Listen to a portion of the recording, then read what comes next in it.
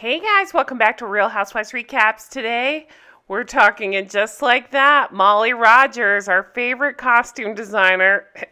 You guys, I don't know which day this is coming out. I went on a Reddit deep dive, and I've got a video coming out about that as well. Again, I don't know in what order, doesn't matter.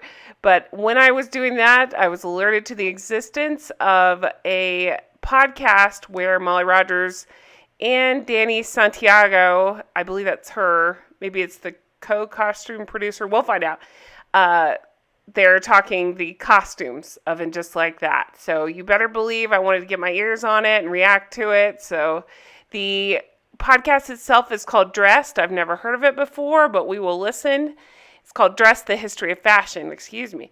We will listen and we will react to it. But first, I have amazing new merch I'm super excited about. I got these mugs, you guys. It says Justice for Steve on the front. And on the back, per your request, Miranda is a B word. Yes, it actually says the B word. And because I'm weirdly obsessed with the Anna Delvey case, we have German Heiress. Trust me. We have that in a variety of different colors. We always have Midnight Toast. I love this mug so much. My husband did the art for it. It's fantastic. And my personal favorite, this is a load of pants. Available in a variety of colors. Links in the comments. Do check them out. They're fabulous. We all have one thing in common. Every day, we all get dressed. Welcome to Dressed, the History of Fashion, a podcast that explores the who, what, when of why we wear. We are fashion historians and your hosts, Cassidy Zachary and April Callahan. And I'm your YouTube host, already bored. Okay, so if you haven't been on one of these before, the way this works is this is not my work, so I have to pause it a lot and react to it, tell you my thoughts along the way. If you want to hear the original uninterrupted one, I've put the picture of what it looks like up above so that way you can find it. I want to give credit to the people who made this. And let's jump in. I'm probably going to fast forward if we have to get to the part with Molly Rogers. So, Dress listeners, we are fairly certain that some of your hearts did a little bit of a pitter-patter when you read the title for this episode. Listen, I'm not here to hate on these people because I know they have a podcast they put out. I don't know these people. I'm more interested in making fun of the junk that was thrown at us by Molly Rogers. So, yeah, I'm just going to skip on past this part because they're apparently drinking the Kool-Aid too. Because yes, it is true. Today is all about what might just be one of, if not the most iconic explorations of contemporary fashion to ever grace a screen near you. Oh God, don't make me make fun of you for this. Come on. I wanted to just be nice to the normal people and make fun of the costume designers, but this is awful. And we are, of course, talking about And Just Like That, which is the reboot of Sex and the City, which has only recently aired its final episode of. Okay, skipping through some of this intro stuff, but you're going to want to hear this part. Here we go. Unsure if we really needed a reboot of Sex and the City at this exact moment in time, because it would be really hard to do a deep dive into the original series without examining the world depicted on screen vis-a-vis kind of like aspirational consumerism and white privilege. And deep breath, here we go. This seriously could have been taken straight from the writer's room. What we did agree upon is that without a doubt, Sex and the City, as well as And Just Like That, has and will continue to shape the future of fashion. Okay, I'm understanding how they got the interview with Molly then. They're clearly, oh God, sniffing each other's farts again. I hate saying that, but seriously, I don't know how else to describe this complete and total load of pants. Yeah, and also does, and just like that, in addition to fashion's biggest names, the show also introduces smaller designers from around the globe. And this was very much a concerted effort on the part of today's incredibly talented. Oh my gosh, you guys, I'm gonna barf. Seriously, she shopped at Big Ol' House of Plaid. Apparently that's where she got and dish gloves. That's where she got all the outfits from. Molly, Danny, before we get into your amazing work on And Just Like That. I don't understand who this podcast is for. I'm already very confused. Have you ever heard anybody say they like all the fashions or even any of the fashions from And Just Like That?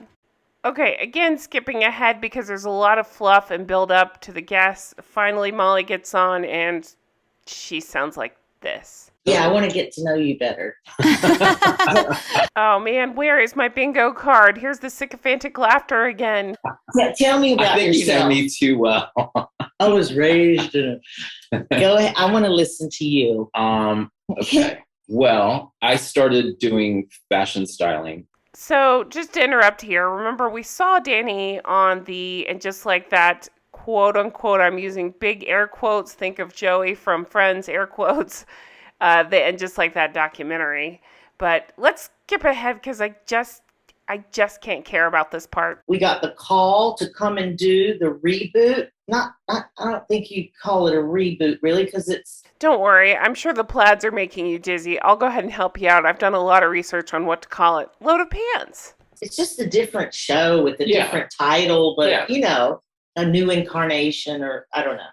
When the big answer that everybody gives about your show is, I don't know, then that should tell you something. So we knew we were going to drag stuff up from Florida and have a stab at it, and it was fun. I want to get paid whatever the hell they got paid to make people look this ridiculous. Yeah, so both of you were very much already kind of immersed in the world of Sex and the City before this new series. And the new series, for our listeners who maybe haven't watched it quite yet, the new series, and just like that, picks up 17 years after the original television series. Although they aged the characters by about 100 years, and it really has nothing to do with the original series anymore. Ended.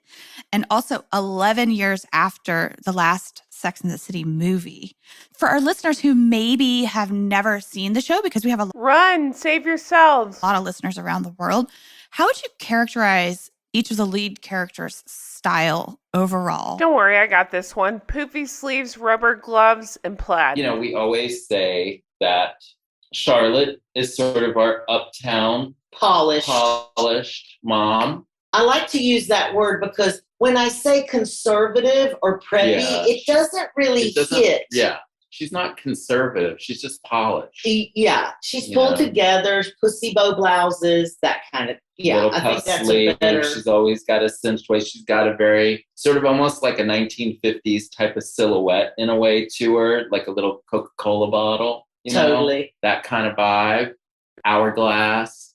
You know, she's always in the perfect shoe with the perfect bag with the perfect belt. So on Charlotte, I will say I see what they were going for. I feel like they leaned too heavy. You know, I kept making jokes, but seriously, the puffy sleeves were everywhere.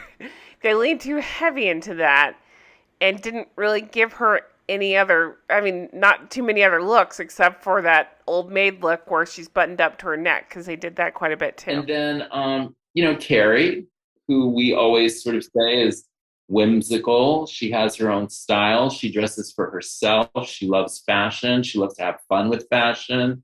I would say that's exactly what's missing from this reboot is the fun. There's no fun in the fashion. There's no fun in the script. There's no fun in the storylines. Just no fun. She's a statement maker for sure. She's high and low. She wears everything from vintage to resale to consignment to designer to runway pieces. You name it. She falls in love with it. She's going to wear it. I feel like the person they're describing and the person we saw dressed in just like that are two different people.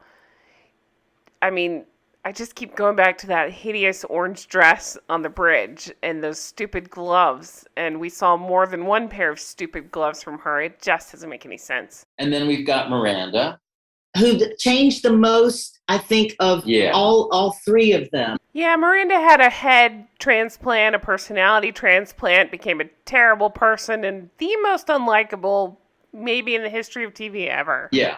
Because she's no longer in corporate law. Yeah. Right. She no longer gives a shit about her job, her marriage, her friends, or her son because she's chasing Che. She's going back to school at Columbia. Oh, don't worry. She quits that too. She's chasing Che. And her hair is silver.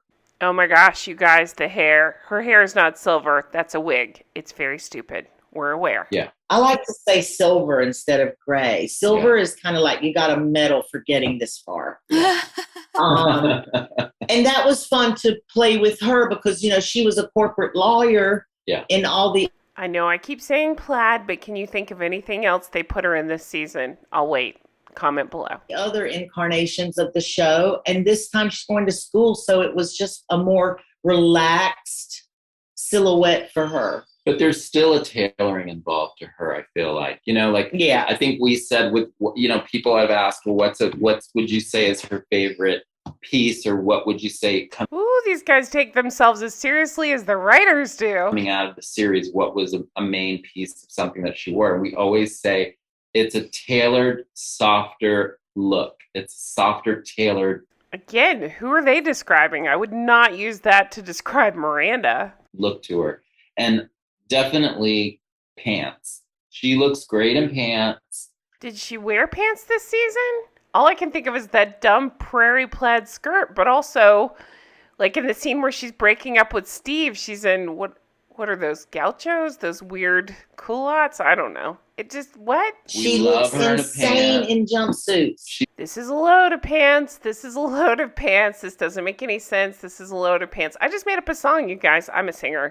Oh my God. Great in jumpsuits. There's one coming up in the last finale. And if you haven't seen, she wore this like a great jumpsuit when she went to the comedy club. She had that beautiful halter neck. She's got the most amazing neck and shoulders that we love. I think his bullshit alarm is going off in the background with all that beeping. Yeah, so they keep going on for a very long time. So if you guys want to keep going with this mess, I'm glad to do so. So just let me know, and I hope you guys have a fabulous day. Be sure to check out the mugs. They do go to support the show. And if you're into Patreon, check that out as well. Thank you.